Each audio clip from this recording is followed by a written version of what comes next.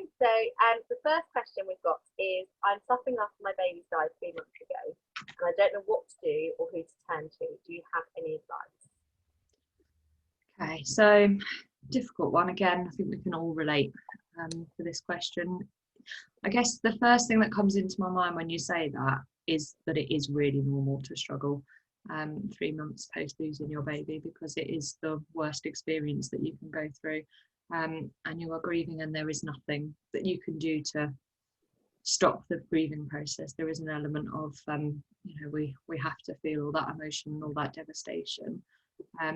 Having said that, I guess there are things that we can do to try and help ease that distress.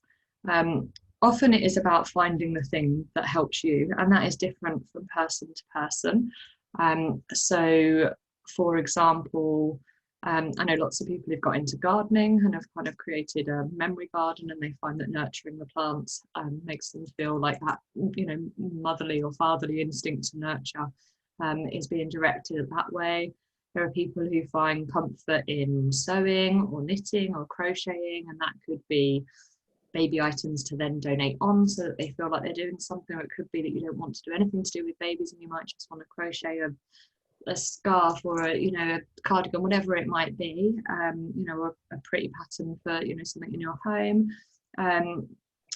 Some people like drawing or painting, so kind of creative things are good if you're creatively kind of inclined. I guess the other thing is diary writing.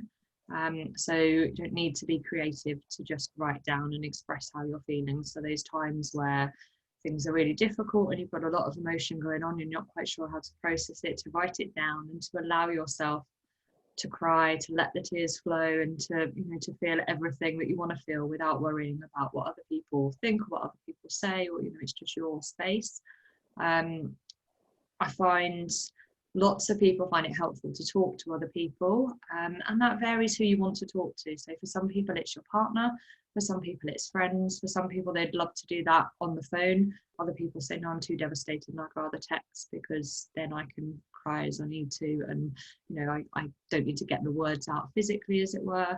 For some people they might prefer online chat with like-minded others, so on forums like the Oscars Wish group pages, or Sam's forums, or areas where they're going to find other people who understand how they're feeling. So I think it varies a little bit. It's about finding the thing for you. I know, as Gemma will know, I've worked with Gemma and did lots of kind of fundraising, much harder to do in these COVID times. But for me, that kind of helped me to feel like I was doing something. So it is about finding the thing that gets you through. Having said all of that, it's okay if you have days where you want to do nothing but lay in bed and cry or watch Netflix, or it doesn't all have to be about being productive or doing things. And doing painting or drawing, it doesn't matter what the end result is. I guess it's a way of getting that feeling out, or doing something that you might get a moment of joy from. I would say the other thing that's important with that is that lots of people struggle because of the guilt they're feeling. So if they have moments of joy or moments where they forget about their baby even for a millisecond, because they're out walking and they enjoy looking at a flower or something, then sometimes people are hit with this guilt of, oh my God, I forgot them for a second, or I had a moment of normality. And I would say that's okay. Like, you deserve that moment of normality, and your baby would want that. It doesn't mean that you love or care for your baby any less. No one could say you don't care for your baby, and we don't have to be sat crying all the time to feel that. And I think that's a really important gender difference as well, that sometimes men and women grieve differently, and it might look like whichever partner is the one who's expressing the most emotion or crying the most is the one who cares the most. Actually, they're just expressing it differently. So yeah, I would say it's about finding the way that suits you, and not feeling guilty for that, whether it's moments where you feel really low and find it really tough, or whether it's moments where you have a moment of peace or joy or comfort, and just for a moment kind of forget and feel normal. Sometimes people say, just for a moment I felt like I did before I lost them, and that's okay to have those moments. So yeah, just guilt is the biggest thing that's going to make you struggle. So I would say, like I said, this is normal in grief.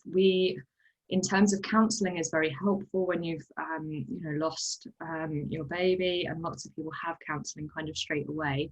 We wouldn't recommend therapy for people until probably at least 6 months, if not more, and only really in situations where the grief feels kind of stuck. So for example, if you've been traumatized by the birth and the trauma is kind of stopping you from grieving, or so it doesn't mean you can't get support, but it is a kind of normal part of the process. So just bear in mind that it is it's totally okay to feel like you need support, and to be devastated. It doesn't mean there's anything wrong with you, but at the same time, do seek that support if you feel like, okay, there's something different here and my struggle is because of trauma. And in those situations, I would say yes, seek out the right support for that, or kind of get therapy on top of kind of counselling for that.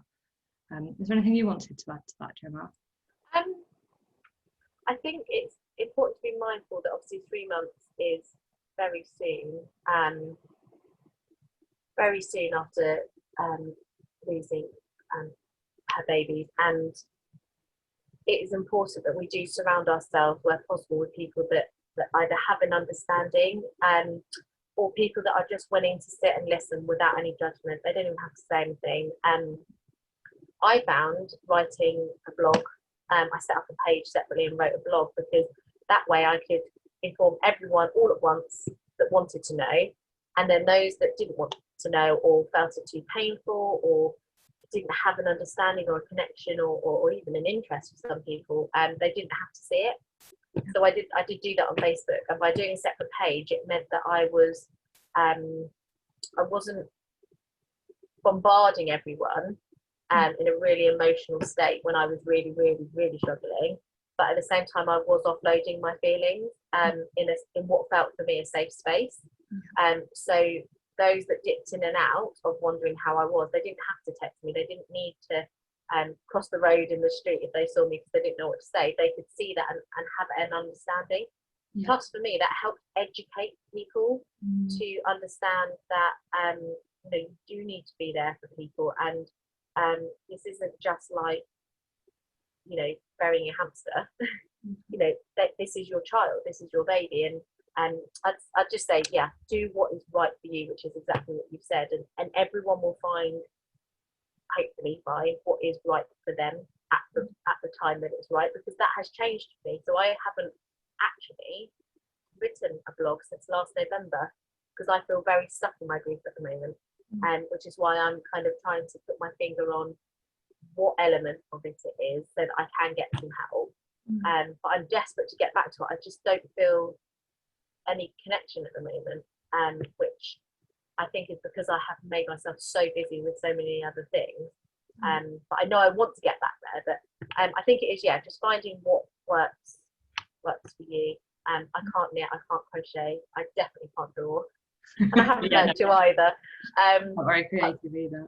But writing, I started writing poems. That really helped me because I like rhythm, and I found that helped me a lot. So hopefully there's some good ideas there that will help her. And I think you made a few really important points there, that it is surrounding yourself with the people who will listen, and about educating people. So if you're finding that the people you're speaking to aren't helpful, it might be that they just don't know what to say, and maybe it's helpful to say to them, okay, I don't need you to try and problem solve here or to try and make me feel better. What I really need is you just to listen, or to say, oh, I'm so sorry that you're going through that, or I'm sorry you're feeling this, or I wish I could do something to make you better, or it might just be you just need someone to understand. And good friends who are fairly kind of emotionally intelligent will be able to do that. If they're people who perhaps haven't got the emotional resources to be able to do that themselves, then they're probably not the people you want to turn to at this moment about this, and just find the people who are. I found some friends were much better than others, so I would talk to those friends when I needed to. It didn't mean I needed to not speak to the other friends, but maybe not about that, or I would speak to them as and when I'm ready about other things, or so it's picking and choosing the right people, really. And you said about the blog, the other thing I found helpful, which I haven't mentioned, was I had an Instagram account. So I made a special Instagram account called My Angel Jessica Lou.